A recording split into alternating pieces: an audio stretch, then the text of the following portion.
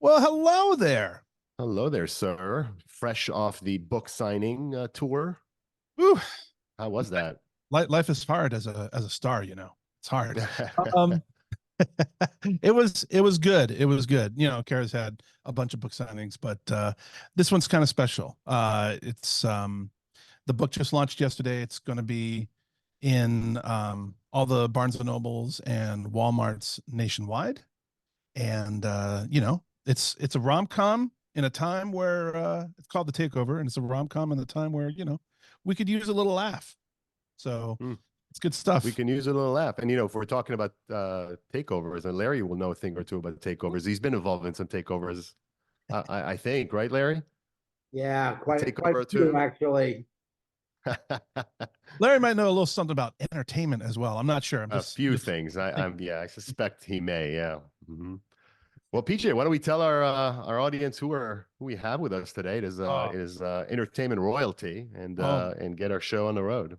1,000%. So today on the Braving Business podcast, we have the privilege, and I mean that, of hosting Larry Namer, the president and CTO of Metan Global Entertainment Group. CEO. Did I I don't not? think he's in technology. You Oh, said that's it. CTO. Oh, sorry. Yeah, well, Oh, you know what though? I don't put it past him. He can probably do everything. he'd probably do everything. Larry That's true. Larry is an entertainment maverick and the founder and pioneering spirit behind Entertainment Television. Huge impact on my life and my wife's life. So thank you for that, Larry. With a career that exemplifies the essence of ingenuity, Larry's willingness to challenge the status quo and knack for innovation has reshaped how all of us consume entertainment. His journey from the cable slinging streets of Manhattan to the glitz of global TV is a masterclass in vision, tenacity, and disruption. The company Larry founded and currently runs, Metan, aka LJN Media Group, is an important player in the global entertainment industry, particularly in China, where their flagship series, Hello Hollywood, is shown on over 40 television stations and reaches over 1 billion, that's with a B, Mandarin speaking viewers. Larry, we're honored you've chosen to spend a little bit of time with us on our podcast and with our audience. Welcome to the Braving Business Podcast. Great. Oh, thanks for having me. Should be fun to be part of this for the next 45 minutes or an hour. Sounds Wonderful. great. Well, Larry, we're truly honored to have you with us, and we were thrilled when your team reached out to us. We'd love to start with the early days. Yeah, by the way, PJ, what do we mean by cable slinging streets? That's I'd never heard that term before, but Yeah, you know what? We're going to find out. okay. Well, Larry, let's talk about those early days. Before Entertainment Television was the household name that it is today, and as PJ has said, it has completely changed what entertainment is, and how entertainment is perceived. And we'll dig into that a bit in the next couple of questions. What inspired you to even get into the cable industry? How did you end up going to Well, where you went? I grew up in Brooklyn. A family, basically immigrant stock, and my father drove a Pepsi Cola truck, and my mother worked for the Department of Social Services, and public schools and all that. And then when I was the first kid ever to go to college in the family, so when I got out, I thought getting a job is easy, and then I found out it's not so easy. And so I knew somebody who was in the electrical workers union who I said, I need kind of a temporary job until I figure out what I do with my economics degree. And they said, well, we just organized this thing. It's called cable television. I'm not really sure what it is. But, we know we organized them. They're now part of the union. And you could go see this guy and give them, tell them I sent you, and they'll probably give you a temp job. So I did that. And company was called Sterling Manhattan, which was the first big urban cable system in the U.S. And I joined the union. They gave me a job. I was the assistant splicer underground Manhattan. So I used to every day 8:30 in the morning go down under the streets of New York with the roaches and the rats and put the wires together. And I kind of grew from there. Part of it was very uh, early days of cable, and most of the folks that work with me underground, certainly didn't have college degrees, and most didn't have high school degrees, and um, so I kind of rose through the ranks there fairly quickly because I know how to read the instruction booklets and use the equipment and do all of that. And then, then they asked me, they said, well, you're good at talking to people, who come from the Harvards and Yales and stuff like that, because Time Inc. had bought the company. So it was, all the Ivy Leaguers running it. And so they actually made me a union official. And I was the vice chairman of the Cable Workers of America kind of thing. I think I was 23 years old, and I had to negotiate contracts with with all those folks from Time Incorporated and stuff like that. And then, eventually they wanted me to go into management. I refused. They kept asking me, and finally I did it. And so I ended up in Manhattan Cable. I was director of operations. So yes, with technology, I know way more than I should. I had Well, there you all go. PJ had it right. You could have been CTO, right? Slinging cable. Yeah, all slinging the cable. all the operating groups reported to me. So I would think I was 25, and I had installation, construction, engineering, all of those things reporting to me. And I ran that for a while. And then they made me the head of corporate development, trying to find new uses of cable television. So, which was kind of fun. It was pre-internet, and we were doing remote medical diagnostics and data transfers and all of that. So I had to learn technology pretty quick. And then from there, all the big cities started to think about cable as more than just good reception. And there was a group out of Canada that won the franchise for Los Angeles, and they were going to build the first two-way interactive cable system ever built. But the city of Los Angeles insisted it all go underground, as opposed to telephone poles. Well, there was only one character in the U.S. who knew how to build underground cable systems, and that was me. So they interviewed me. I refused. Said I'm, not an LA guy, but they managed to convince me. So anyway, that's how I ended up in LA. Wow. And then you started the paragon that is E Entertainment, which hey, before I even came on, my wife asked me to thank you for Talk Soup. That's how she got all of her tidbits and news on what's going on in the entertainment world. So we're very thankful for that show. It was absolutely wonderful, and all the other great shows that you had on there. E Entertainment would love to delve into how that got started, but from a general perspective, it really has become synonymous with what we call celebrity culture, right? And so, do you foresee that this niche of this kind of culture becoming a cornerstone of entertainment television, or did you foresee it becoming such a cornerstone of entertainment culture, or was it more like just luck? A little bit of both. People, would want to hear that this was some grand plan or whatever, but I got recruited to come out to LA, which I did. They offered me like crazy amount of money, 4 times what I made in New York and stuff like that. So I built that cable system, but then the company from Canada sold it, and they wanted me to go to Toronto. And I went, whoa, whoa, whoa. I didn't go from like Brooklyn to LA to go back to, to go to Canada. So I'm not doing that. So my friend Alan and I, being naive and not realizing that people don't start TV companies and TV networks, we just came up with this idea. We looked at, say, MTV. Okay, there was music on television, and MTV became music all the time, back in that day. And, we said, what they do is so simple. They stand the host in front of a green screen and go, and Madonna has a new video. I said, let's take the entertainment world. Let's take Entertainment Tonight, 24 hours a day. And instead of Madonna has a new video, and Schwarzenegger has a new movie.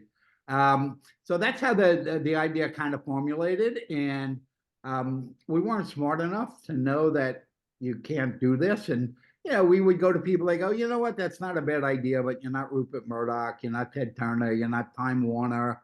And so we just kept, you know, going. And eventually, you know, at that time, the going rate to start a TV network was somewhere between 60 and $100 million. To And start after, one. yeah. And then Mhm. after 3.5 years, we realized nobody was giving us that money. And we met a banker on Wall Street, a young guy. When we walked in his office, he had movie posters all over the wall. And, you know, Alan and I kind of looked at each other and said, this is weird. And the guy's going, oh, I was the entertainment reporter for my college newspaper. And we're like, yeah. And he goes, I really want to do this. And I said, great. Could you give us 100 million rather than 60 so we could do everything we want? And he went, oh, no, I'm only allowed to sign for 2.5. And I went, well, what are we supposed to do with $2.5 million? It's like 60 to 100.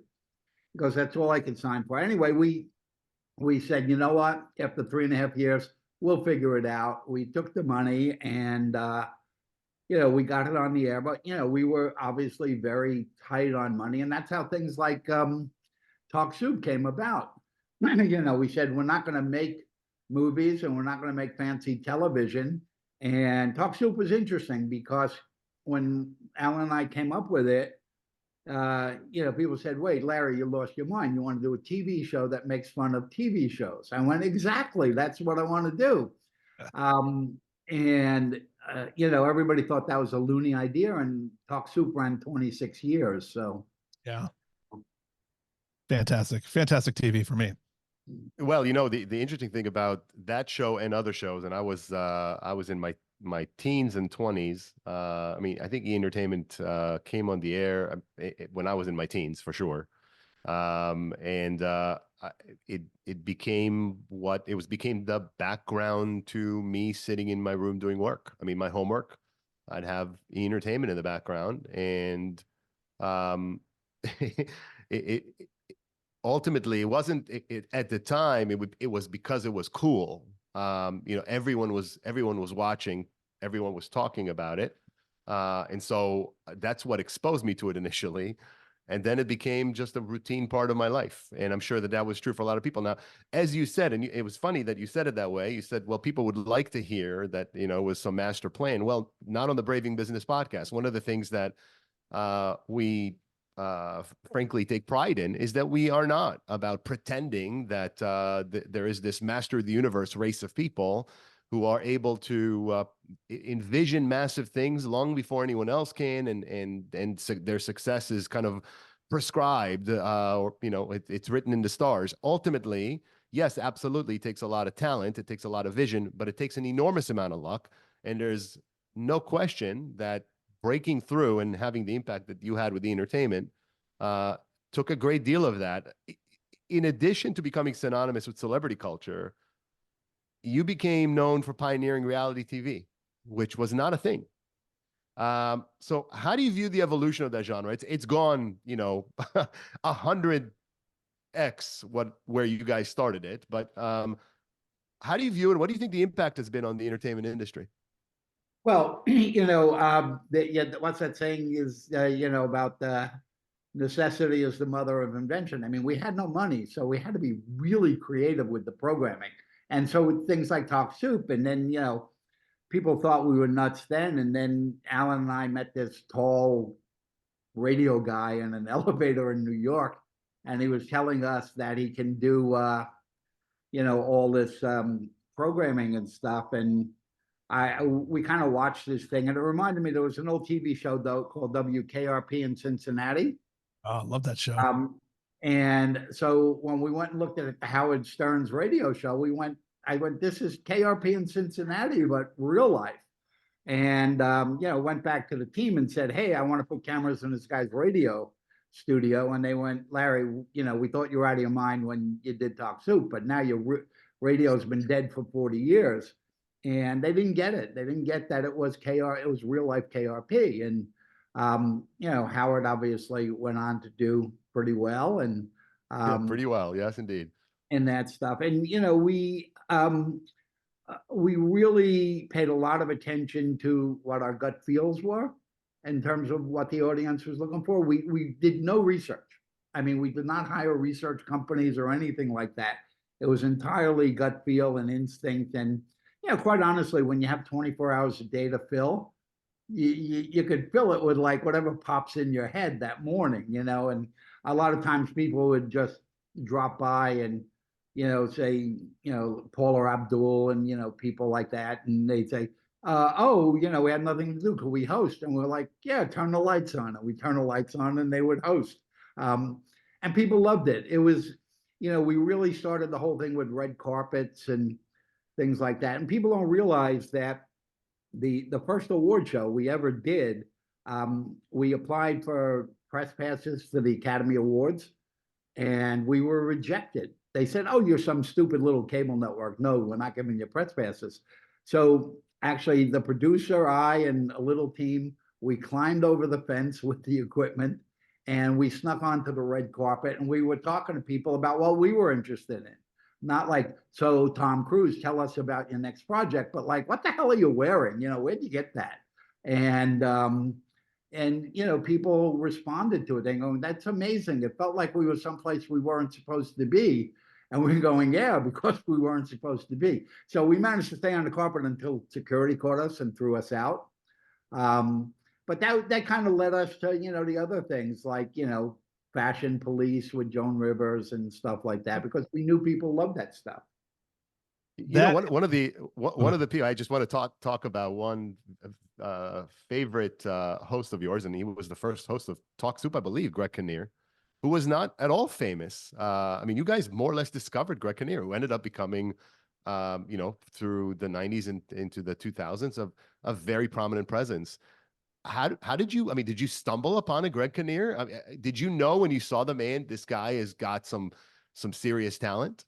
Well, you know, it is a great example of sometimes it takes me a lot for me to realize. But we were out, before we launched, we were out pitching all these film companies to advertise. And we didn't have any, you know, again, we only had $2.5 million. So Alan and I were basically you know, we were everything. We were the producers, we were the ad sales guys. So we went to a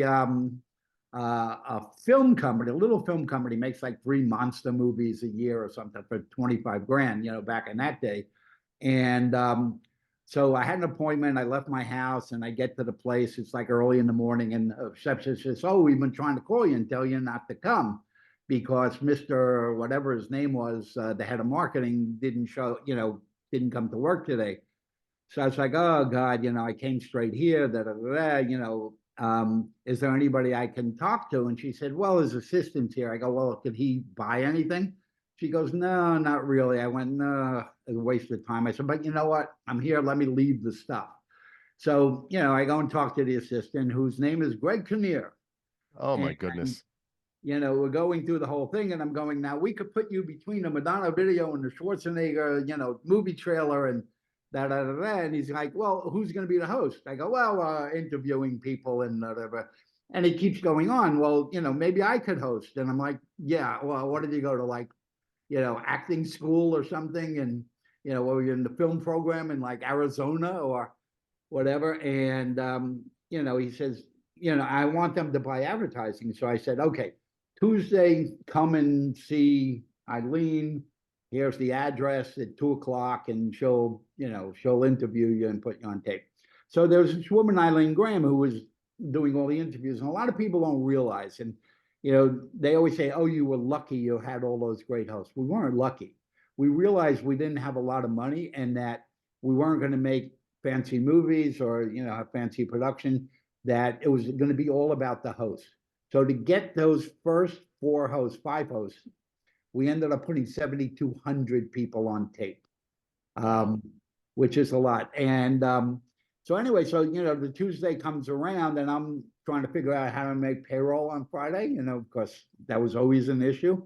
And, you know, Eileen comes in the office and says, "Oh, that guy is here. He wants to say hello." I'm like, "Look, Eileen, I'm really busy. I don't have time to say hello. Tell him I said hi." You know, she comes back like the next time. She says, "Well, he's really insisting. He's, you know, does like at least say hello." And I'm like, "Eileen, I'm really busy." And I said, just take him in the studio and put him on tape. She comes back, like, she says, Larry, we're taping the guy. I want you to come in. And I'm like, Eileen, what was it about? I'm too busy to, to come in the studio that you didn't understand.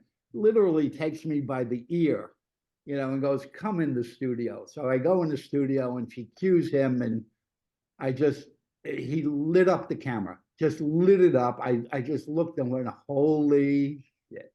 And I went, that's it. That's our first host. And Greg was our first host.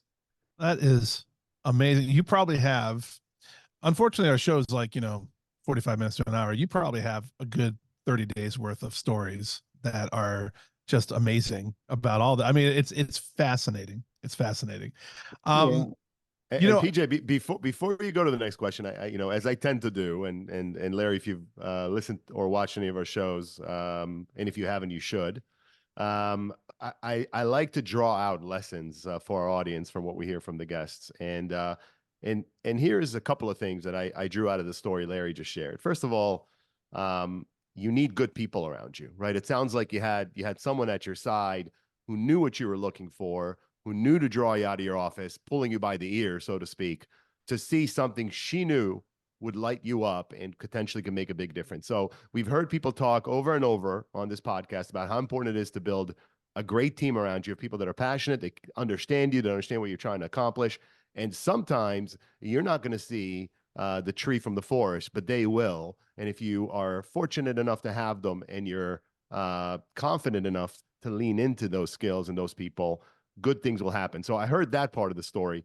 And the other part of the story that we've heard a great deal as well is just sheer dumb luck. I mean, you ran into Greg Kinnear, who was doing something entirely different, completely by accident, and changed his life. Let's mention that 5 or 6 years later, he was a nominee for an Oscar. Okay. I mean, you changed his life, and it was because you ran into him. Let's face it. I mean, I'm a person of faith, so I'd say there was some guiding hand there. Others would say complete coincidence and total luck. Interesting, Well, and I felt like I should bring that out, PJ. yeah, no. That's a great point. But also, just like Larry Kasanoff said, sometimes you have to have a little touch of the madness, right? And the pure fact that Larry's out there with Alan and they're like jumping the fence and they're getting on the red carpet and they're creating content that no one had ever seen before. That's moxie, right? So there's luck. Obviously, you're 1,000% correct, but also that having that inner belief or that temetry to just go, you know what, I'm gonna go after that. I'm gonna try that. No one's doing this. This is interesting. Let's see how it flies. I love it. I absolutely love it. But I have a number for both of you that I wonder if you can guess what this pertains to. If I said the word 21 million, actually, it's a time span, 21 million years. What do you think that means? 21 million years. Like that was just mentioned yesterday as a stat. 21 million years. I have no clue, Hey, sir. no clue. Enlighten us. The U.S. populace consumed 21 million years worth of streaming services last year.